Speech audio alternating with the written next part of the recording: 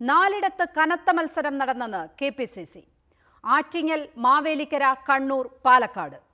20-20 പിടിക്കുമെന്ന ആത്മവിശ്വാസം ഇപ്പോഴില്ല. നാലിടത്ത് തോൽവി ഉറപ്പിച്ചു. കഴിഞ്ഞ ടീമിലെ 20-19 എന്ന കരുത്തിൽ ഇത്തവണ 20-20 നേടുമെന്ന ആത്മവിശ്വാസത്തിലാണ് ശരിക്കും UDF ഇറങ്ങിയതല്ലേ. അതിന് അവർക്ക് അങ്ങനെ വിശ്വസിക്കാൻ പല ഘടകങ്ങളും ഉണ്ട്. കാരണം ഭരണവിരുദ്ധ വികാരം ശക്തമാണ് പലയിടങ്ങളിലും.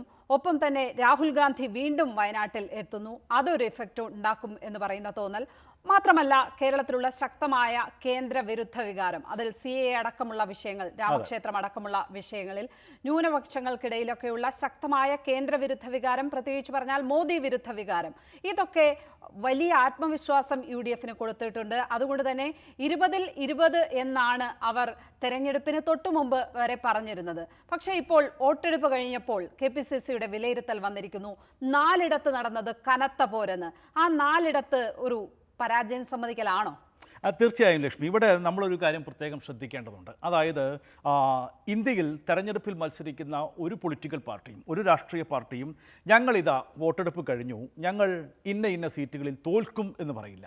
അവർ പറയുന്നത് മത്സരം വളരെ ഡിഫിക്കൽട്ടായിരുന്നു, കടുപ്പമേറിയ മത്സരമായിരുന്നു എന്ന് തന്നെയാണ് പറയുക. അപ്പോൾ കോൺഗ്രസ് ഇവിടെ പറയുന്നത് 4 ഇടത്ത് മത്സരം കടുപ്പമുള്ളതായിരുന്നു എന്ന് പറയുമ്പോൾ അതിനർത്ഥം ഈ 4 ഇടത്ത് അവർ തോൽവി ഭയക്കുന്നു എന്ന് തന്നെയാണ്. ഇപ്പോൾ ഏറെക്കുറെ സത്യസന്ധമായ ഒരു കൃത്യമായ ഒരു വിലയിരുത്തലാണ് ഇത് എന്നാണ് ഞാൻ പറയുക. അതിൻ്റെ കാരണങ്ങൾ 2 കാരണങ്ങൾ. 2019 അല്ല, 2024. 2019 നമുക്കറിയാമല്ലോ, 19-1 എന്നുള്ളതാണ് ഗ്രാഫ്. ഈ 19ലേക്ക് എത്താൻ കോൺഗ്രസിനെ അന്ന് സഹായിച്ച 2 അനുകൂല ഘടകങ്ങൾ, ഒന്ന് ശബരിമലയാണ്, രണ്ടാമത്തേത് രാഹുൽ ഇഫക്റ്റാണ്. അതെ, ശബരിമലയിൽ വിളവെടുക്കാൻ ശ്രമിച്ചത് BJP ആണ്, എങ്കിലും നേട്ടമുണ്ടാക്കിയത് കോൺഗ്രസ് ആണ്. ഇത് മുൻപ് പല ഘട്ടങ്ങളിലും നമ്മളതിനെക്കുറിച്ച് വിശകലനം ചെയ്തിട്ടുള്ളതാണ്. അതുകൊണ്ട് കൂടുതൽ ഡീറ്റെയിൽ ആയിട്ട് അതിലേക്ക് പോകുന്നില്ല. രണ്ടാമത്തേത്, വയനാട്ടിൽ ആണ് രാഹുൽ സ്ഥാനാർത്ഥിയായി മത്സരിച്ചത്, എങ്കിലും കേരളത്തിൽ ആകമാനം ഒരു രാഹുൽ ഇമ്പാക്റ്റ് 2019 ഉണ്ടായിട്ടുണ്ട്. മാത്രമല്ല രാഹുൽ പ്രധാനമന്ത്രി ആയേക്കും. അതാണ് ഏറ്റവും ഇമ്പോർട്ടൻ്റ് ആയിട്ടുള്ള ഘടകം. രാഹുൽ ഒരുപക്ഷെ പ്രധാനമന്ത്രി ആയേക്കും എന്നൊരു തോന്നൽ ജനങ്ങളിൽ ഉടനീളം ഉണ്ടായിരുന്നു. അതിനാലൊക്കെ തന്നെയാണ് ഈ 19ലേക്ക് കോൺഗ്രസ് എത്തിയത്. പക്ഷേ 2019 സാഹചര്യമല്ല 2024 വരുമ്പോൾ ഉള്ളത്. ആയതിനാൽ തന്നെ ഈ 2 അനുകൂല ഘടകങ്ങളോ മറ്റെന്തെങ്കിലും അനുകൂലമായിട്ടുള്ള ഒരു ഘടകങ്ങളോ കോൺഗ്രസിനെ സംബന്ധിച്ച് കേരളത്തിൽ ഇല്ല എന്നിരിക്കെ ഇത് ഏറെക്കുറെ സത്യസന്ധമായ ഒരു വിലയിരുത്തലാണ് എന്ന് ഞാൻ പറയും. പക്ഷേ അത് ഈ 4 ഇടത്ത് മാത്രമല്ല, അതിലേക്ക് നമുക്ക് അവസാന ഘട്ടത്തിൽ വരാം. ആദ്യം ആറ്റിങ്ങലിലേക്ക് തന്നെ വന്നാൽ, ആറ്റിങ്ങലിൽ കോൺഗ്രസ് ഭയപ്പെടുന്നതിന്റെ പ്രധാന കാരണം അവരുടെ എതിർ സ്ഥാനാർത്ഥി തന്നെയാണ് വി ജോയ്. വർക്കല MLA ആണ്, തിരുവനന്തപുരം ജില്ലാ സെക്രട്ടറിയാണ് CPM-ന്റെ. ഉറപ്പായും CPM-ന്റെ സംഘടനാ സംവിധാനങ്ങളെല്ലാം എണ്ണയിട്ട യന്ത്രം എന്ന് പറയുന്ന ആ വാക്ക് തന്നെ ഞാൻ ആവർത്തിക്കുന്നു. അങ്ങനെ തന്നെയാണ് പ്രവർത്തിച്ചത്. കാടടച്ചുള്ള പ്രചാരണം, ഇതുവരെ കണ്ടിട്ടില്ലാത്ത മട്ടിലുള്ള ഒരു പ്രചാരണ പ്രവർത്തനമാണ് ആറ്റിങ്ങലിൽ CPM ഇക്കുറി നടത്തിയത്. ഉറപ്പായിട്ടും. ഇപ്പോൾ അടൂർ പ്രകാശിനെ കുറിച്ച് പറയുമ്പോൾ ഇലക്ഷൻ മാനേജ്മെന്റിൽ അതിവിദഗ്ധനാണ് അടൂർ പ്രകാശ്. പക്ഷേ ഇക്കുറി ആറ്റിങ്ങലിൽ അടൂർ പ്രകാശ് എന്ന പ്രകാശം കെട്ടുപോകാൻ സാധ്യതയുണ്ട് എന്ന് KPCC തന്നെ വിലയിരുത്തുകയാണ്. അതിന് കാരണക്കാരൻ വി ജോയ് ആണ്, അപ്പുറത്ത് എതിർ സ്ഥാനാർത്ഥി എന്നുള്ളത് തന്നെയാണ്. ഇപ്പോൾ ജോയ് പാർട്ടിക്കാരെ സംബന്ധിച്ച് ജോയണ്ണൻ എന്നാണ് അവർ വിളിക്കുക. ജോയുടെ ഒരു പ്രത്യേകത, ഇത് പല ഘട്ടങ്ങളിലും പറഞ്ഞിട്ടുള്ളതാണ്, പോയി ചെയ്യനട എന്ന് പറയില്ല, വരിനട എന്നാണ് ജോയണ്ണൻ പറയുക പാർട്ടിക്കാരോട്. അങ്ങനെ ഒരു കൂട്ടം ആളുകളോട് നിങ്ങൾ അവിടെ പോയിട്ട് ചെയ്യൂ എന്ന് പറഞ്ഞ് മാറി നിൽക്കുന്ന സ്വഭാവക്കാരനെ അല്ല വി ജോയ്. പാർട്ടിയെ സംബന്ധിച്ച് വരിനട എന്ന് പറയുകയും പാർട്ടി പ്രവർത്തകർക്ക് മുന്നിൽ നിന്നുകൊണ്ട് എന്താണോ ദൗത്യം ആ ദൗത്യം നിർവഹിക്കാൻ മുന്നിൽ നിൽക്കുകയും ചെയ്യുന്ന ആളാണ് വി ജോയ്. അത്രയും സംഘാടന മികവ് പുലർത്തുന്ന ഒരാളാണ് വി ജോയ്. ഇപ്പോൾ അതുമാത്രമല്ല ലക്ഷ്മി, ഇപ്പോൾ ഈ Peringamala panchayat president, standing committee chairman അടക്കം ഒരു ടീമിനെ മുഴുവൻ ആ പഞ്ചായത്ത് തന്നെ കടപുഴക്കി CPM-ലേക്ക് പറിച്ചെടുത്ത് കൊണ്ടുവന്ന ആളാണ് വി ജോയ്. എന്തിന് BJP-യിൽ നിന്ന്, എന്തിനേറെ CPI-യിൽ നിന്ന് പോലും CPM-ലേക്ക് ആളെ കൊണ്ടുവന്ന ആളാണ് വി ജോയ്, ജില്ലാ സെക്രട്ടറി ആയിട്ടിരിക്കുമ്പോൾ. സംഘാടന മികവിനെ തന്നെയാണ് കോൺഗ്രസ് അവിടെ ഭയപ്പെടുന്നത്. പ്രത്യേകിച്ചും അടൂർ പ്രകാശ് ചില്ലറക്കാരനല്ല. പക്ഷേ അടൂർ പ്രകാശ് വേണ്ടത്ര തരത്തിലുള്ള ഒരു ഊർജം അവിടെ കാണിച്ചില്ല ഇത്തവണത്തെ ഇലക്ഷൻ പ്രചാരണത്തിൽ എന്നുള്ള ഒരു വിമർശനം കോൺഗ്രസിനകത്തു നിന്ന് തന്നെ ഉണ്ട്. ആറ്റിങ്ങലിൽ നിന്നും നമ്മൾ നേരെ ഇപ്പോൾ മാവേലിക്കരയിലേക്ക് വന്ന ലക്ഷ്മി, മാവേലിക്കരയെ സംബന്ധിച്ച് മാവേലിക്കര മാറി ചിന്തിച്ചേക്കുമോ എന്ന് KPCC വിലയിരുത്തുമ്പോൾ ആ വിലയിരുത്തലിനോട് ഏറെക്കുറെ യോജിപ്പുള്ള ആളാണ് ഞാൻ. മാവേലിക്കര മാറി ചിന്തിക്കാനുള്ള സാധ്യത കൂടുതലാണ്. സംഗതി കൊടിക്കുന്നിൽ സുരേഷാണ് അവിടെ മത്സരിക്കുന്നത്. പക്ഷേ കൊടിക്കുന്നിലിന് പോലും മടുത്തു എന്നൊരു സാഹചര്യം മാവേലിക്കരയിലുണ്ട്. ഇപ്പോൾ തുടർച്ചയായിട്ട് 15 വർഷം മാവേലിക്കരയുടെ MP ആണ് കൊടിക്കുന്നിൽ സുരേഷ്. സംസ്ഥാന രാഷ്ട്രീയത്തിലേക്ക് ചുവടുമാറിയാൽ കൊള്ളാമെന്നുള്ള വിചാരമുണ്ട്. അതിനു മുമ്പും MP ആയിരുന്നു കൊടിക്കുന്നിൽ സുരേഷ്. അപ്പോൾ കൊടിക്കുന്നിലിനെ സംബന്ധിച്ച് ഇപ്പോൾ കൊടിക്കുന്നിലാകട്ടെ, പത്തനംതിട്ടയിൽ ആന്റോ ആന്റണി ആകട്ടെ, ജയിപ്പിച്ച് വിട്ടാൽ പിന്നെ ആ മണ്ഡലത്തിൽ ഇവരൊന്നുമില്ല എന്നുള്ള ആക്ഷേപം കോൺഗ്രസ്സുകാരിൽ തന്നെയുണ്ട്. അപ്പോൾ ഒന്ന് മാറി ചിന്തിച്ചാൽ എന്താ എന്നൊരു വികാരം മാവേലിക്കരയിൽ ശക്തമാണ്. മാത്രമല്ല CA അരുൺകുമാർ നല്ല സ്ഥാനാർത്ഥിയാണ്, നല്ല കാൻഡിഡേറ്റ് ആണ്. ഇപ്പോൾ CA അരുൺകുമാർ സ്ഥാനാർത്ഥി പ്രഖ്യാപനത്തിന് സമയത്ത് ആരാണ് ഈ അരുൺകുമാർ എന്നൊക്കെ ചോദിച്ചിരുന്നു പലരും. പക്ഷേ ആ ചോദ്യത്തിൻ്റെ ഉത്തരം നൽകിയെന്ന് മാത്രമല്ല, പ്രചാരണത്തിൻ്റെ 1ാം ഘട്ടം കഴിയുമ്പോഴേക്കും അരുൺകുമാർ ജനകീയനായി മാറിക്കഴിഞ്ഞു.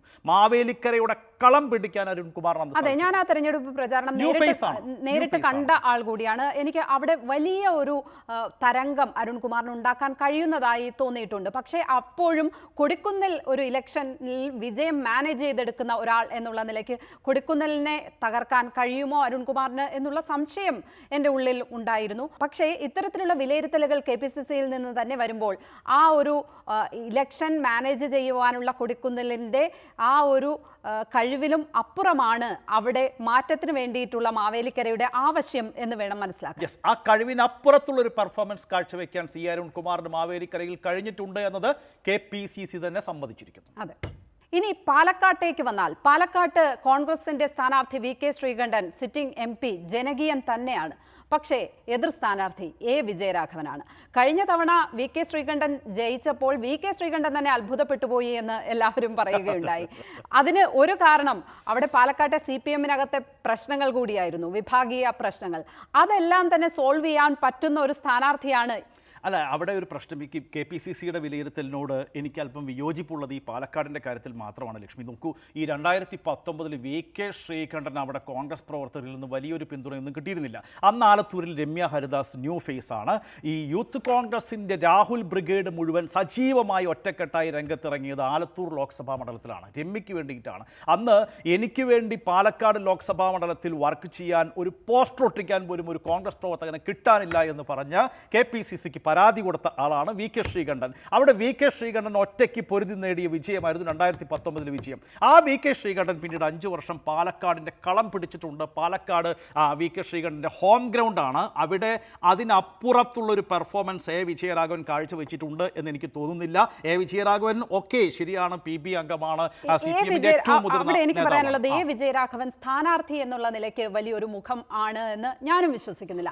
പക്ഷേ ആ പദവിയാണ് കോൺഗ്രസ്സുകാർക്ക് VK ശ്രീകണ്ഠനോടുള്ള ഇഷ്ടത്തിലുപരി CPM-നകത്തെ പ്രശ്നങ്ങളാണ് ശരിക്കും VK ശ്രീകണ്ഠന്റെ വിജയം കഴിഞ്ഞ തവണ നിർണ്ണയിച്ചത്. ആ പ്രശ്നങ്ങൾ CPM-നകത്ത് ഇല്ലാതായിരിക്കുന്നു A വിജയരാഘവൻ എത്തിയതോടെ. പിന്നെ സ്ഥാനാർത്ഥി എന്നുള്ള നിലയ്ക്ക് ആ ഒരു മുഖം എത്രത്തോളം ആളുകൾ ഏറ്റെടുത്തു കഴിഞ്ഞു എന്നുള്ള കാര്യം അറിയില്ല. എന്തായാലും KPCC ഭയപ്പെടുന്നുണ്ട്, തീർച്ചയായിട്ടും പാർട്ടിയിലെ പ്രശ്നങ്ങൾ CPM-ന് അവിടെ പരിഹരിക്കാൻ കഴിഞ്ഞിട്ടുണ്ടെങ്കിൽ അതിനെയും മറികടന്നുകൊണ്ട് VK ശ്രീകണ്ഠൻ 2024 വിജയിക്കുകയാണെങ്കിൽ പിന്നെ ലക്ഷ്മി ശ്രീകണ്ഠനെ പിടിച്ചാൽ കിട്ടില്ല. അതാണ് വിലയിരുത്തൽ. ലക്ഷ്മി, ഈ 4-ൽ അവസാനത്തേത് കണ്ണൂരാണ്. അതിൻ്റെ ഒരു തമാശ എന്താണെന്ന് വെച്ചാൽ KPCC പ്രസിഡന്റ് മത്സരിക്കുന്ന കണ്ണൂരിൽ KPCC പ്രസിഡന്റ് തോൽക്കുമെന്ന് KPCC തന്നെ വിലയിരുത്തുമ്പോൾ അതിൽ മറിച്ചൊന്നും നമുക്ക് പറയാനില്ല. സുധാകരൻ പഴയ സുധാകരനല്ല, നമുക്കറിയാം, സടകൊഴിഞ്ഞ സിംഹമാണ്. അദ്ദേഹം VD സതീശനുമായി ഒന്നിച്ച് നടത്തിയ വാർത്താ സമ്മേളനങ്ങളിലെ വൈറലായ വാർത്താ സമ്മേളനങ്ങളിൽ അദ്ദേഹത്തിൻ്റെ ബോഡി ലാംഗ്വേജും അദ്ദേഹം പ്രസരിപ്പിക്കുന്ന ആ ഒരു നെഗറ്റീവ് എനർജിയും വാക്കുകളും ഒക്കെ നമ്മൾ പല ഘട്ടത്തിൽ ചർച്ച ചെയ്തിട്ടുള്ളതാണ്. അപ്പോൾ സുധാകരൻ മാറിയിട്ടുണ്ട്. മാത്രമല്ല പ്രായത്തിൻ്റെതായിട്ടുള്ള ശാരീരികമായിട്ടുള്ള അവശതകളും പ്രശ്നങ്ങളും ഒക്കെ സുധാകരനുണ്ട്. മാത്രമല്ല സുധാകരൻ ഈ സ്ഥാനാർത്ഥി നിർണയം വരുന്ന സമയത്ത് തന്നെ താൻ മത്സരിക്കാൻ തയ്യാറല്ല എന്നുള്ള തരത്തിലുള്ള ഒരു വികാരമായിരുന്നു പങ്കുവച്ചത്. മത്സരിക്കാൻ താല്പര്യമില്ലായിരുന്നു അദ്ദേഹത്തിന്. ഈ എം വി ജയരാജനല്ല, ജയരാജന്മാരിൽ താരതമ്യേന ദുർബലനായ ജയരാജനാണ് എം വി ജയരാജൻ എന്നാണ് എൻ്റെ വ്യക്തിപരമായിട്ടുള്ള അഭിപ്രായം. എം വി ജയരാജനേക്കാൾ കൂടുതൽ കരുത്തനായ മറ്റൊരാളായിരുന്നു സ്ഥാനാർത്ഥിയെങ്കിൽ വോട്ടെണ്ണി തുടങ്ങുമ്പോൾ കെ സുധാകരൻ തോറ്റേനെ. എം വി ജയരാജൻ അപ്പുറത്ത് വന്നിട്ടും മത്സരം കടുത്തുപോയി എന്ന് KPCC പറയുന്നുണ്ടെങ്കിൽ അതിൻ്റെ അർത്ഥം KPCC പ്രസിഡന്റ് അവിടെ തോൽക്കും എന്ന് തന്നെയാണ് എന്നാണ് ഞാൻ വായിച്ചെടുക്കുന്നത്. മാത്രമല്ല CPM ജില്ലാ സെക്രട്ടറി കൂടിയാണ് എം വി ജയരാജനെ. നമ്മൾ എത്ര കരുത്തു കുറഞ്ഞ ജയരാജൻ എന്ന് പറഞ്ഞാൽ പോലും CPMന്റെ ജില്ലാ സെക്രട്ടറി മത്സര രംഗത്ത് ഉണ്ടാകുമ്പോൾ എല്ലാ മണ്ഡലങ്ങളിലും നമ്മൾ ഈ പറഞ്ഞ പോലെ CPM ജില്ലാ സെക്രട്ടറിമാർ മത്സരിക്കുന്ന മണ്ഡലങ്ങളിലെല്ലാം പ്രചരണത്തിൽ ഒരു പ്രത്യേക ഊർജ്ജം കാണാവുന്നതാണ്. അത് കണ്ണൂരും കാണാം. അതെ, അവിടെ വേറൊരു കാര്യം സംഭവിച്ചിട്ടുള്ള EP ജയരാജൻ്റെ ഇഷ്യൂ. EP ജയരാജൻ അന്നാണല്ലോ, വോട്ടെടുപ്പ് ദിവസമാണല്ലോ ഇങ്ങനെ പ്രകാശ് ജാവ്ദേക്കറെ കണ്ടു, കൂടിക്കാഴ്ച നടത്തി എന്നുള്ളൊരു വെളിപ്പെടുത്തൽ ഉണ്ടാകുന്നത്. അപ്പോൾ അതിൻ്റെ ഒരു ദോഷം ഏറ്റവും കൂടുതൽ അലയടിക്കാൻ സാധ്യതയുള്ള മണ്ഡലങ്ങളിൽ ഒന്ന് കണ്ണൂർ കൂടിയാണ്. എന്നിട്ടും അതിനെയും മറികടന്നുകൊണ്ട് എം വി ജയരാജൻ അവിടെ വോട്ട് പിടിക്കുകയും കെ സുധാകരൻ തോൽക്കുകയും ചെയ്യുന്നു എന്ന് വെച്ചാൽ അതൊരു വലിയ സംഭവമാണ്. മാത്രമല്ല കെ സുധാകരനെതിരെ അവിടുത്തെ ന്യൂനപക്ഷം തിരിഞ്ഞു നിന്നിട്ടുണ്ട് എന്നുള്ള ഒരു വിലയിരുത്തൽ കൂടി കോൺഗ്രസിനകത്ത് ഉണ്ട് എന്നാണ് മനസ്സിലാക്കുന്നത്. ആ വോട്ടുകൾ CPMനകത്തേക്ക് കേന്ദ്രീകരിക്കുന്ന ഒരു സാഹചര്യം ഉണ്ടാകുന്നുണ്ട് എന്ന് CPMും വിലയിരുത്തിയിട്ടുണ്ട്. അപ്പോൾ ഉറപ്പായും അവിടെ ജയം എം വി ജയരാജനിലേക്ക് എത്തും എന്ന് CPM കണക്കാക്കുന്നുണ്ട്. ആ ഭയം കോൺഗ്രസിനുമുണ്ട്. ആ വിലയിരുത്തൽ CPMന്റെ ഭാഗത്തു നിന്നുണ്ടായിട്ടുള്ള വിലയിരുത്തലും കോൺഗ്രസിന്റെ ഭാഗത്തു നിന്നുണ്ടായിട്ടുള്ള വിലയിരുത്തലും അവിടെ ഒരേ ട്രാക്കിലേക്ക് എത്തിച്ചേരുന്നു എന്ന് വേണം നമ്മൾ മനസ്സിലാക്കാൻ. അന്തിമഘട്ടത്തിൽ എത്തുമ്പോൾ ലക്ഷ്മി, ഇപ്പോൾ 4 മത്സരം കടുത്തുപോയി എന്ന് KPCC പറയുമ്പോൾ അതിൻ്റെ അർത്ഥം 16 ഇടത്താണ് കോൺഗ്രസ് മത്സരിച്ചത്. മറ്റു സ്ഥലങ്ങളിൽ എല്ലായിടത്തും ഇപ്പോൾ 12 സീറ്റുകളിൽ അനായാസ ജയം എന്നാണ് KPCCയുടെ വിലയിരുത്തൽ. പക്ഷേ എനിക്ക് അത്രയ്ക്ക് അനായാസമായി ഈ 12 സ്ഥലങ്ങളിലും കോൺഗ്രസ് ജയിച്ചു കയറും എന്നൊരു തോന്നൽ എനിക്കില്ല. അങ്ങനെ ചിന്തിക്കാൻ എനിക്ക് സാധിക്കുന്നില്ല. കാരണം ഈ 12-ൽ ഞാൻ 2 ഉദാഹരണങ്ങൾ പറയാം. തൃശ്ശൂരും ആലത്തൂരും. തൃശ്ശൂരിൽ VS സുനിൽകുമാർ ആണ്, അവിടെ K മുരളീധരൻ അങ്ങനെ ഒരു EC വാക്ക് ഓവറിലൂടെ ജയിച്ച് കയറും എന്നെനിക്ക് തോന്നുന്നില്ല. മറ്റൊന്ന് ആലത്തൂരാണ്. ആലത്തൂർ രമ്യ ഹരിദാസിന് ടൈറ്റ് കോമ്പറ്റീഷനാണ്. അവിടെ K രാധാകൃഷ്ണൻ ആണ് മത്സരിക്കുന്ന ഏക മന്ത്രിയാണ്. CPMൽ അങ്ങനെ ചരിത്രത്തിൽ ആദ്യമായിട്ടാണ് ഒരു മന്ത്രി ലോക്സഭാ തെരഞ്ഞെടുപ്പിൽ മത്സരിക്കുന്നത്. ശക്തി കേന്ദ്രമാണ്. K രാധാകൃഷ്ണന്റെ ജനകീയ പിന്തുണയെ ഒട്ടും കുറച്ച് കാണിക്കാൻ കഴിയില്ല. അപ്പോൾ K രാധാകൃഷ്ണനെ മറികടന്നുകൊണ്ട് അവിടെ രമ്യ ഹരിദാസ് ഉറപ്പായും ജയിക്കും. ഈ 12-ൽ ആലത്തൂരിനെയും ഉൾപ്പെടുത്തിയിരിക്കുന്നു എന്നുള്ള KPCCയുടെ ഈ വിലയിരുത്തലിനോടും എനിക്ക് വിയോജിപ്പുണ്ട്. ഏതായാലും ആറ്റിങ്ങൽ, മാവേലിക്കര, കണ്ണൂർ, പാലക്കാട് മണ്ഡലങ്ങളിൽ കടുത്ത പോരാട്ടമായിരുന്നു എന്ന് KPCC വിലയിരുത്തുമ്പോൾ അവിടങ്ങളിൽ ഇടതുപക്ഷത്തിന് ജയസാധ്യത ഉണ്ട് എന്ന് വേണം നമ്മൾ വായിച്ചെടുക്കേണ്ടത്.